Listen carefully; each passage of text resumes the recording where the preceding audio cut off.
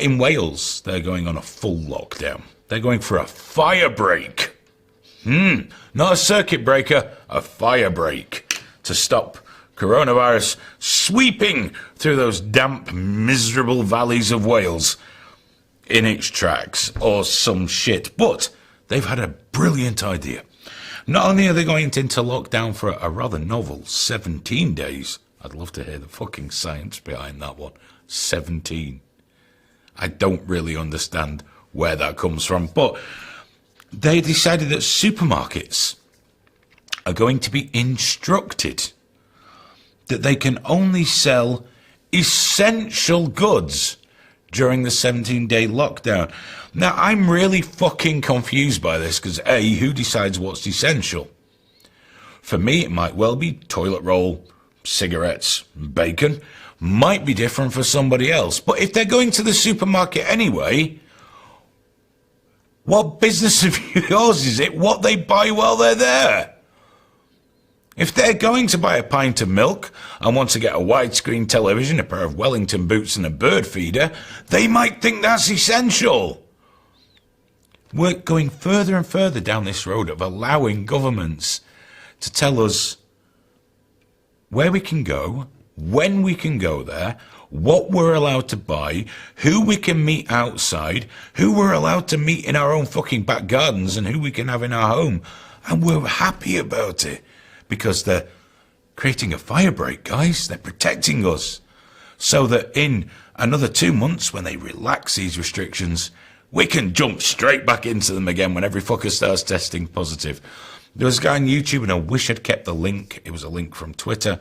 He bought 2 COVID tests. You know, these tests that are no good whatsoever for the purpose we're using them for. One, he did his swabs. You'll like this, Graham. He did the nose and the throat, did all that. The other one, he undid the packaging, but left it closed. He sent both of them off. The one that was left closed came back positive. And because it came from his address, he had to lock down. The one that he swabbed, negative.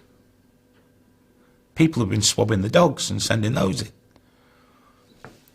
You're not supposed to advise people because you can get in trouble and kicked off platforms, but the truth is, don't install that fucking app. You're not helping anyone. Wash your hands.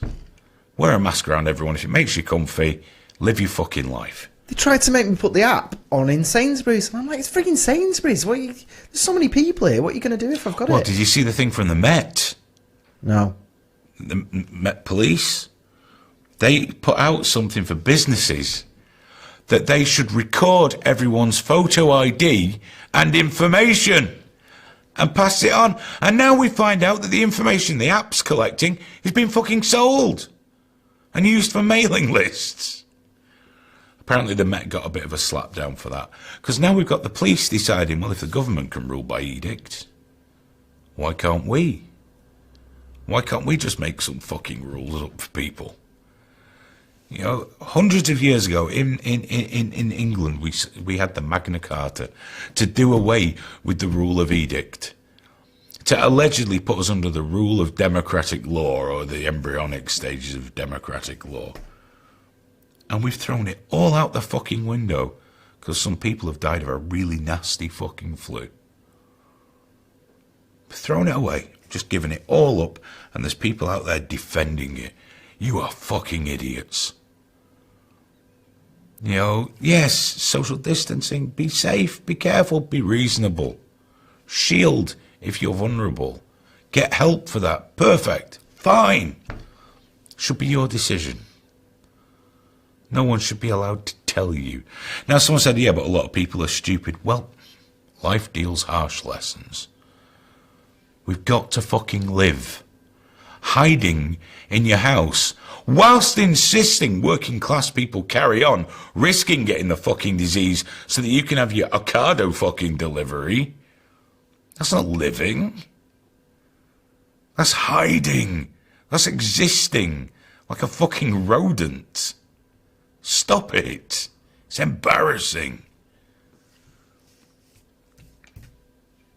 Very annoyed, Graham.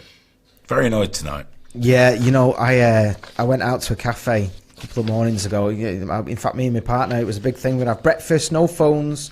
It's going to be amazing. And it was horrible. They had coffee. There was no food on at all. They basically had sausage rolls or tea cakes, and it was so sterile and horrible. The whole thing was just fucking awful. Like no, it's depressing, man. I'm just thinking, fucking awful. It's like, can we? I'm not saying I want some guy picking his nose in the kitchen or whatever like that, but can there not be some allowances for someone like me who is just more than happy to just be in a relaxed environment, just to experience that? You know, like I consent, you consent, we're all happy here. You know, we're distancing and washing our hands, but can you just give me a fucking full English and let me sit down and just eat it and Let me be happy? human for a day. Like they made me wear the mask as I walked in and took it off at the table and stuff. I'm like, what's the fucking difference? I'm right here. Oh, I love that. It was like this distance between me and you. Now it's like, what's the fucking distance? I saw a picture from an orchestra who were wearing masks. There was a young lady that played like the saxophone or something. Had the mouth cut out. Yeah. Oh yeah. Have you seen people are eating like that? They've got them down. Are they fucking mental? And putting it inside the sweat. Are you fucking the face hole is visible. The shit comes out. You've got the mouth. No, fuck them. Last thing on British